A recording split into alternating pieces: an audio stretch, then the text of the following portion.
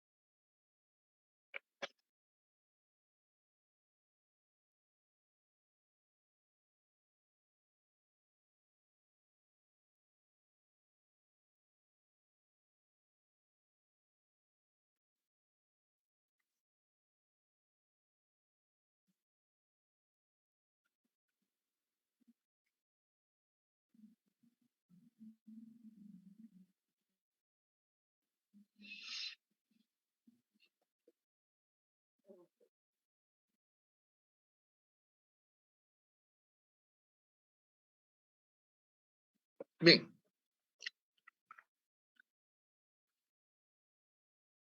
Ahora sí.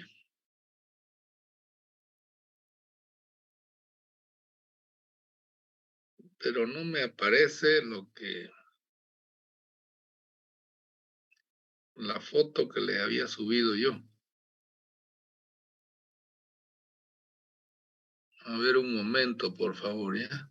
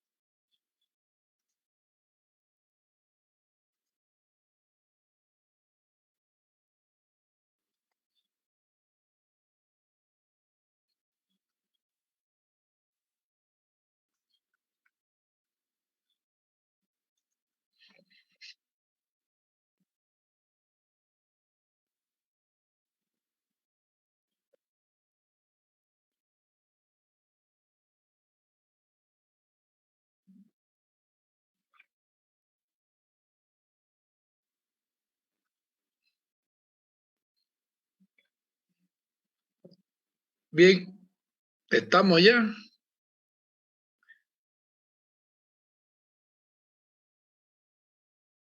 ¿Se ve la página? Sí, ingeniero. Bueno, ya habíamos quedado de que según esta metodología, nosotros tenemos varias zonas que tomar en cuenta, ¿no? ¿Dónde está el otro pedazo?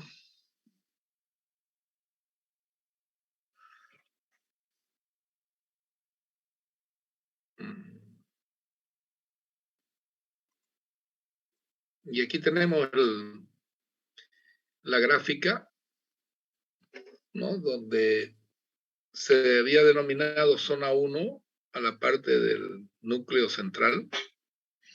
Zona 2, lo que estaba fuera del elixir. Zona 3, el área blanca, que está coincidente con el eje de las X. En los dos lados, porque son simétricos. Zona 4, lo que está el área que está coincidente con el eje de la Y. Y zona 5, los 4 pétalos de la rosa. ¿Ya? Entonces, el centro de presiones, el centro de presiones de la resultante de cargas exteriores puede caer en cualquier lugar. Si cae en zona 1, bueno, ya sabemos que ese es el núcleo central y todo el suelo bajo la zapata se encuentra comprimido. Si cae en zona 2, bueno, la zona 2 es un área de inestabilidad, es decir, hay que despreciar la verificación porque con toda certeza de que no puede quedar estable. Si cae en zona 3, bueno, este está dentro de la elixir de presiones y es una zona estable. Si cae en zona 4, también, y si cae en zona 5, también. Es decir, que todo lo que está dentro de este elixir, cuyas coordenadas las tienen ustedes en los bordes, por ejemplo, lo que está abajo aquí es las dimensiones del núcleo central, B6, ¿no? La elixir también cae aquí en la punta de la elixir, también es B6, o sea, 2B6, o sea, B3, ¿no? Y tenemos el otro tanto que queda fuera de la elixir. En el otro sentido también, L6, L6, L6 está compartiendo. Y bueno, y las dimensiones de las puntas de la rosa están acá, ¿no? Se encuentra en B4 a cualquier lado y en L4. Entonces, cualquier situación que nosotros tengamos de la ubicación del cerro de presiones, pues esto se puede calcular la capacidad por la tensión máxima, ¿no? Y la tensión admisible. Pero solamente tiene que quedar claro de que cuando la resultante de cargas exteriores cae en el núcleo central, es el método de diseño. ¿De acuerdo? No podemos diseñar en zona 2, ni en zona 3, ni en zona 4, ni en zona 5. Solo diseñamos cuando la resultante cae dentro del núcleo central. ¿Queda claro eso?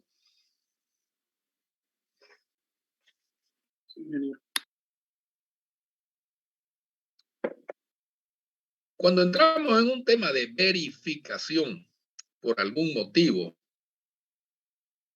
tenemos que verificar porque ha habido un sismo, o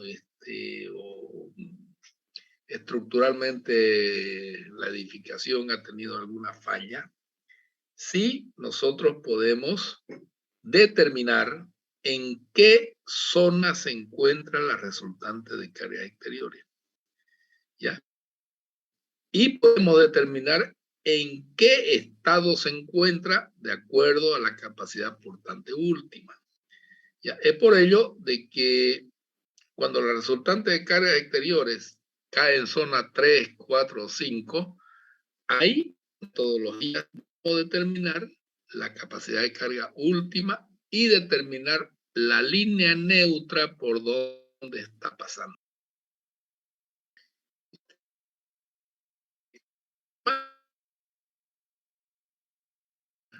La capacidad de carga última y determinar el eje neutro para ver qué área de la zapata está comprimida y qué área de la zapata está traccionada. Es decir, que vamos a tener un diagrama de tensiones muy parecido a este de aquí de abajo, el que estamos viendo, ¿no? Una parte traccionada, una parte comprimida. Pero la forma del área comprimida es lo que varía de acuerdo al área que nosotros estamos determinando la posición de la resultante de cargas exteriores. Y bueno, yo voy a abrir una página en un Excel ahorita, donde vamos a tener este dibujo y vamos a tener todas las variabilidades del diagrama de tensiones, ¿ya? Voy a dejar de compartir.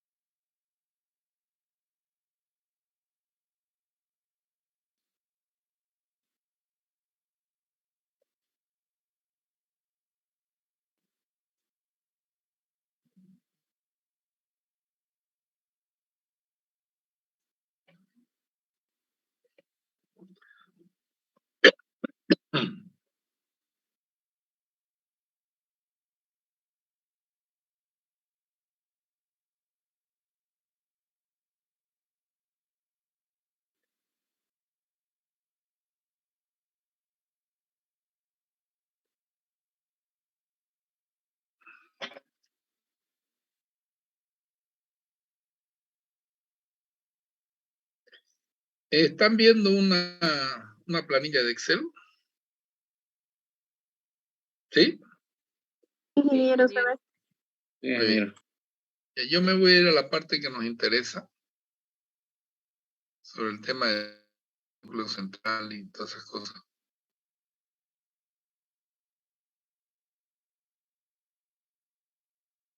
Y esto es lo que yo les voy a explicar ahora.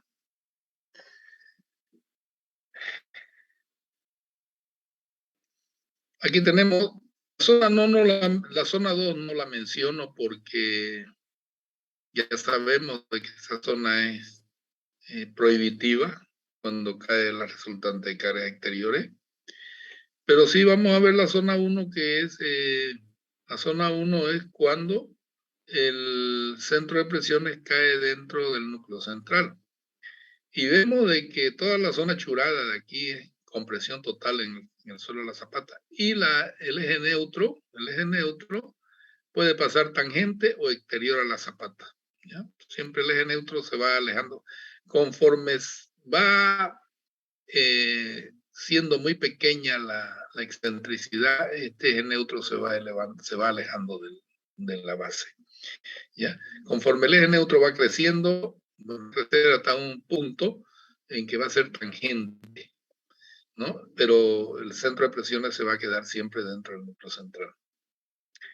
Bien, estas fórmulas ustedes las conocen, ¿no? Son conocidas de Q igual a N sobre B por L sobre 1 más 6 E sub B sobre B más 6 BC sub L sobre L. En realidad no es más menos aquí, ¿no? Más menos, más menos, más menos. Ya, esto es lo que determina la Q. Y va a determinar la Q para 4 puntos. El punto 1, el punto 2, el punto 3 y el punto 4. ¿Ya? Bueno, acá en esta memoria de cálculo está aquí Q1, Q2, Q3, Q4, ¿no? O sea, determina todos los valores del diagrama de tensiones. Bueno, esto es lo típico. Aquí es nosotros donde vamos a diseñar, ¿ya? En este punto, en la zona 1. Después tenemos la zona 3. Bueno, la zona 3, ¿cuál es? La que está coincidente con el eje de las X, ¿no? Es decir, esa es la zona 3. O puede caer aquí o puede caer aquí, ¿ya?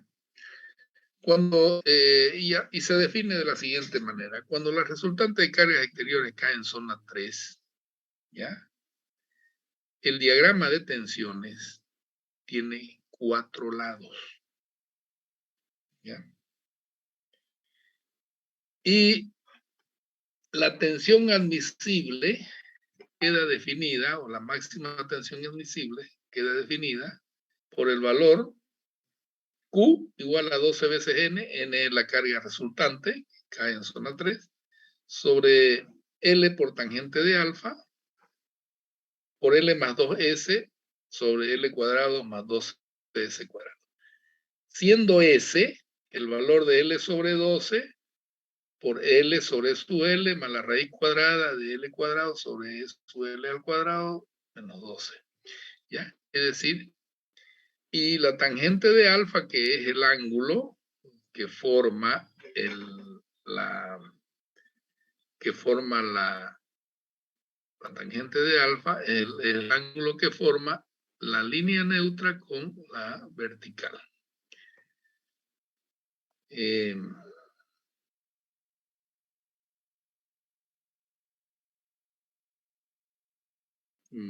Retengo.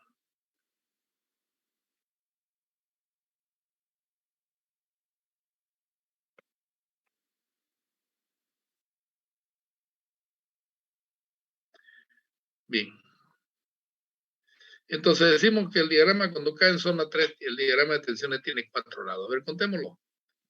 De este punto de aquí, vamos a empezar en el punto 2.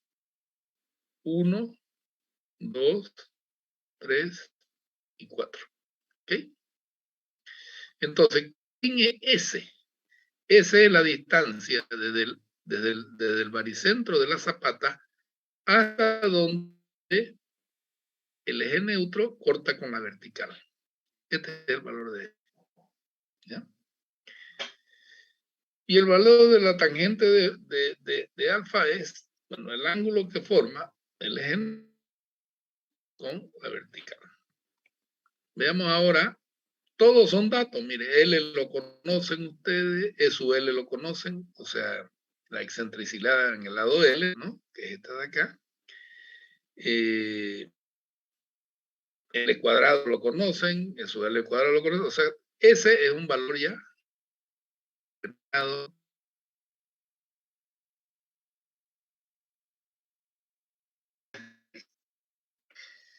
en zona 4 causa el mismo efecto, pero es, o sea, es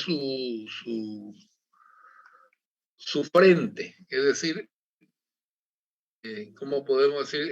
Estos son simétricos pero invertidos. ¿Ya? También aquí cuando cae en zona 4, el diagrama de tensión tiene 4 lados. ¿Ya? Entonces vamos a contarlo, 1, 2, 3 y 4. ¿Ya? Es decir, y la carga última queda definida en función de 12 veces n sobre b por tangente de beta, ¿no? Por b al cuadrado, por b más 2t sobre b cuadrado más 12t cuadrado. Fíjense que esto es lo inverso de esto. Donde hay L y B y donde hay S hay T. ¿Ya? Esa es la situación. ¿Por qué? Porque está en el eje contrario. Pero cuando cae la resultante de carga exterior cae aquí en zona 5. Zona 5 son los pétalos de esto. Que es la probabilidad más segura de que las variaciones de la resultante de carga exteriores tiene la posibilidad del 90% de que caiga en zona 5. Y el saldo se lo va a distribuir entre 3 y 4. Entonces, cuando cae en zona 5, el eje neutro cae en zona 5, o sea, la resultante de cargas exteriores, el diagrama de tensión tiene 5 lados. 1, 2, 3, 4 y 5. Es decir, el área comprimida de la base, esta figura. ¿Ya? Porque fíjense de que esta figura está dándonos la menor cantidad de tracción. Estas son bastante fuertes las tracciones que se dan en estas dos figuras de acá.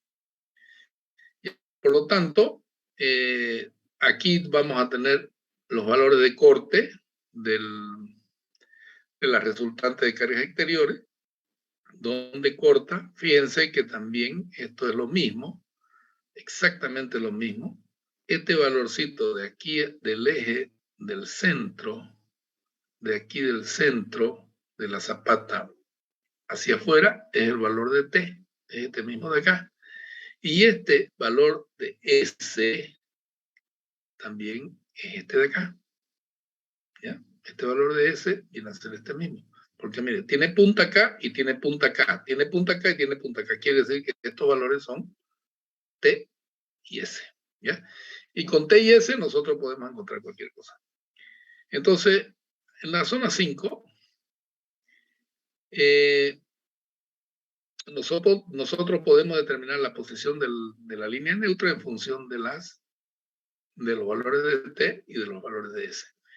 Y en la resultante, la capacidad de carga última está dada en función de un valor teta. Teta es una constante, ¿ya? Que se encuentra del valor de la excentricidad de E sub B sobre el lado B y la excentricidad en el lado L sobre el lado L. Entonces, ese valor es 0,13. Entonces, Q viene a ser igual a N sobre B por L, por teta, paréntesis, 12 menos 3,9 por 6 veces teta menos 1 por 1 menos 2 veces teta por 2,3 menos 2 teta. Entonces, se calcula este valor de ahí. ¿Ya? Entonces, podemos definir nosotros la capacidad de carga última y la posición del eje neutro. Quiero indicarle de que estos son valores aproximados. No es una ley que nos diga por aquí está pasando el eje neutro. Es muy aproximada. Hay muchos métodos para calcular esta posición del eje neutro. Pero la más digerible, la más que no necesitamos tabla, no necesitamos nada, esta metodología de cálculo que está en la norma DIN alemana. ¿Ya? Esto es una parte de la norma DIN alemana, ¿no? Que nos permite determinar las presiones máximas en zapatas cuyo eje neutro se introduce dentro de ella. Es decir, cuando no toda la zapata está comprimiendo al suelo. Y mediante esto es posible calcular todo, ¿ya? Fíjense, por ejemplo, en este ejercicio que hay acá, yo les voy a mostrar los resultados, ¿no? Donde me bota, porque esta es una planilla ya de que los valores de la resultante o sea, la posición de la resultante está en zona 1. Quiere decir que está dentro del núcleo central, por eso calcula aquí. Cuando está en zona 3 va a calcular aquí. Y cuando está en zona 5, zona 4 va a calcular aquí. Y cuando está en zona 5 va a poner los valores aquí. ¿Ya? Y le va a dar todo lo que necesitamos nosotros para poder dibujar el diagrama de tensiones y hacer y determinar los valores de Q, ¿no? Aquí también hay una montonera de cálculos, ¿no? Línea neutra, dice, ¿no? ¿Cómo va a encontrar las coordenadas de la línea neutra? O sea, es un cálculo bastante completito. No es que lo necesitemos así en esa profundidad, pero hay que verlo para para poderlo palpar, ¿no? Bueno, esta es una planilla de cálculo donde ya está en juego el estudio de suelo, ya está determinada la profundidad de implantación, la profundidad del nivel freático.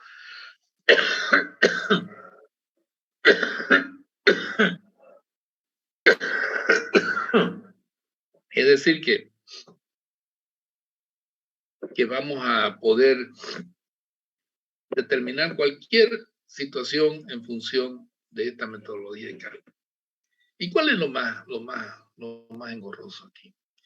Lo más engorroso es pelear con esta forma. Es decir, aquí ustedes ven una zapata que está introducida dentro del suelo, donde los niveles freáticos pueden variar hasta una determinada profundidad, ¿no? Y está sometido a un sistema máximo de carga. Por lo tanto, todo esto lo tenemos que determinar.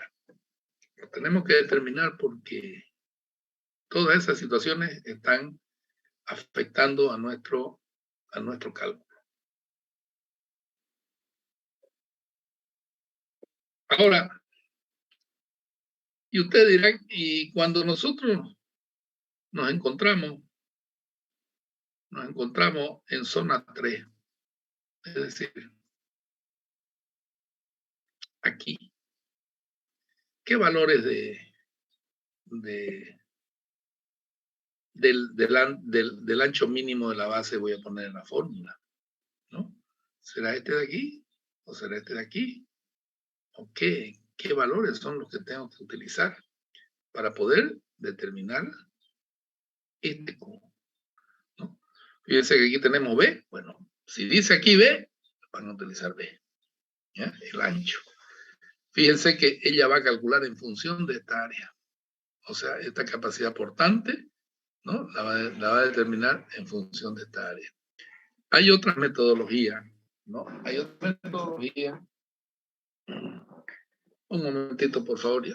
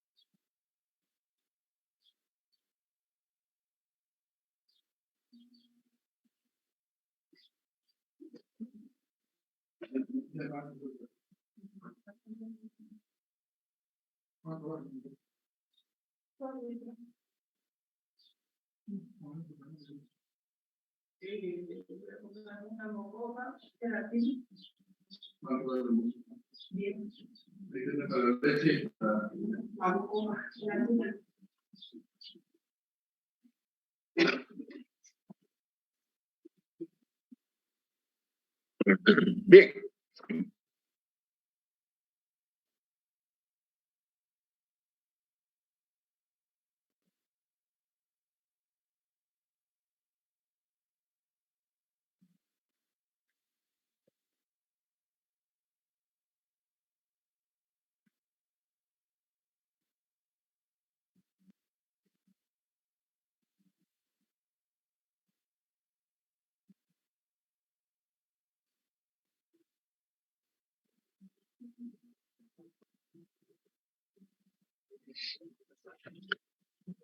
Bien, jóvenes. Entonces, ya ven ustedes de que el cálculo de estos elementos estructurales se los vuelvo a repetir y no me voy a cansar de repetirlo, de que el diseño lo tienen que realizar con la posición del centro de presiones que esté en zona 1. Los otros métodos de cálculo de la presión del suelo son solamente de verificación, es decir, esta situación de aquí, ¿ya? Se lo voy a poner aquí, ¿ya? Vamos a decirle de que combine y centre, entonces aquí esto se le pone verificación. Y esto es diseño.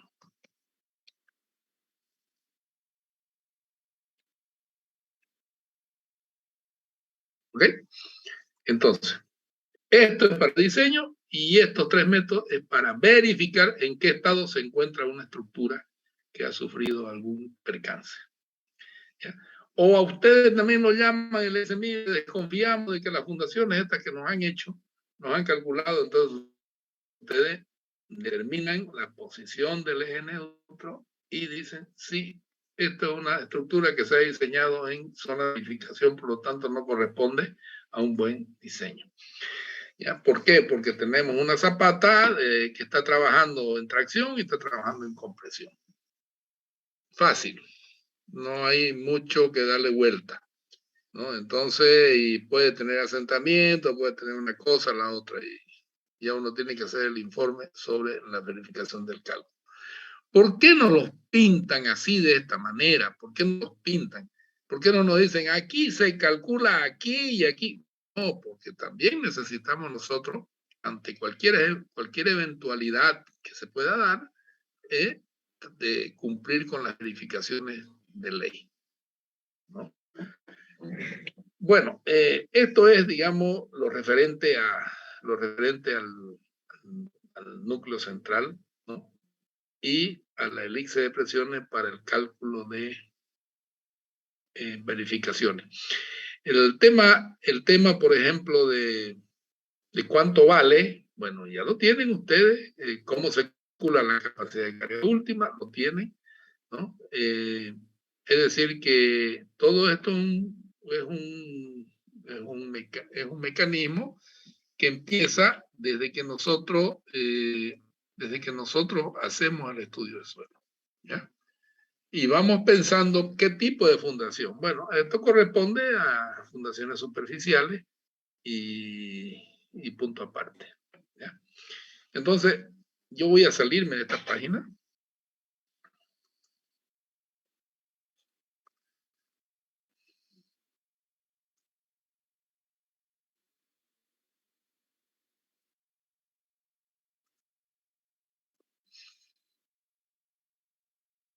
¿Ya? Entonces vamos a ver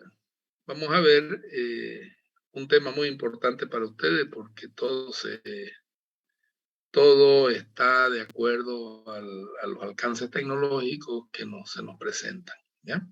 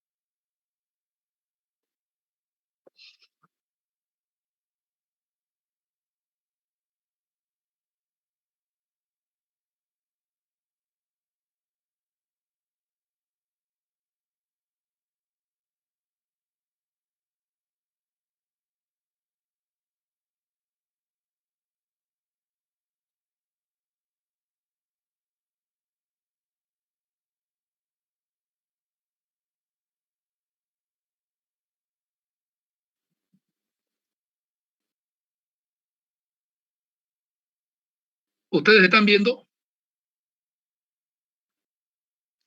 Ingeniero, se ve. ¿Se ve?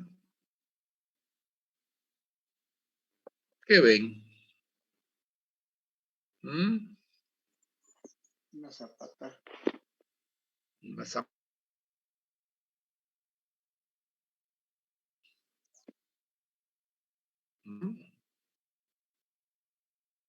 Una zapata que está dentro de la... Ahí están viendo, esta es una mirada en 3D, esta es la Tierra. ¿Ya? Este es un programa de cálculo de Zapata. Tal cual se los he presentado, exactamente. Que aquí no ven nada, porque ya el mecanismo de trabajo de la máquina lo hace a escondida.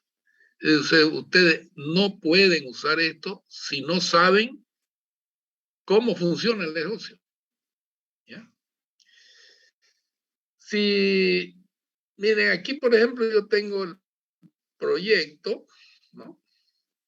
Aquí yo puedo llenar todos los datos, a quién le voy a calcular, dónde se está haciendo, a qué edificio, qué se llama el cliente, bueno, pues qué número le voy a poner al proyecto, qué identificación le voy a dar, la fecha, el autor, bla, bla, bla, bla. Bueno, esto es... Después me dice configurar. ¿Qué voy a configurar? ¿Por qué método quiero calcular? ¿Ya? Entonces aquí dice editar. Bueno, yo me voy a entrar ahí a editar. Y dice que el análisis en suelos con drenaje, el análisis en suelos sin drenaje, qué tipo de suelo es, el análisis está en suelo rocoso, ¿no? El análisis de levantamiento. Bueno, esto de aquí, lo único que a nosotros nos interesa es el análisis en suelos con drenaje. ¿Ya? Y nosotros vamos a escoger el método estándar, enfoque estándar, porque ese les he enseñado yo a ustedes. ¿Ya? Aquí ustedes tienen, miren, todos estos métodos, ¿no? Tienen el estándar, el checo, ¿no? Hacer una montón de cosas, ¿no? Beck, Meyerhoff, el CTE, o sea, el método español, ¿no? Y todos estos son métodos de cálculo. Todos nos van a conducir a un mismo lugar, pero el enfoque está, vamos a trabajar. Y aquí abajito dice situación de diseño permanente, sí, cuando calculemos lo va a hacer permanente. Aquí situación de diseño transitorio, bueno, situación accidental, bueno, ¿qué son estos? Y fíjense que también tienen la situación de diseño con sismo, ¿ya? Pero para capacidad portante, nuestro factor de sanidad vertical, o sea, el hundimiento, o sea, lo que esto para nosotros es 3. ¿Ya? Y pues, también para cuando va a elevarse o la resistencia al deslizamiento. Esa sí vale 1.50 y este también vale 3. ¿Ya? Entonces, le decimos OK, ¿no? Y todo se modificó y acá adentro. ¿Ya? Y viene, miren de sencillo. Ustedes tienen el estudio de suelo, ¿no? El perfil que le da el estudio de suelo. No hay nada de datos aquí, solamente hay que decir cuántas capas son las que yo tengo. Vamos a suponer, añadir, dice aquí. Aprietan y añaden. Quieren hacerlo ustedes estas capas a través de la profundidad de la interfase, o sea, de los Z, o sea, empezar de aquí a aquí, de aquí a acá, de aquí a acá. No. Mejor es meterle el espesor de las capas porque eso los conocemos. Y el primero que le vamos a poner va a ser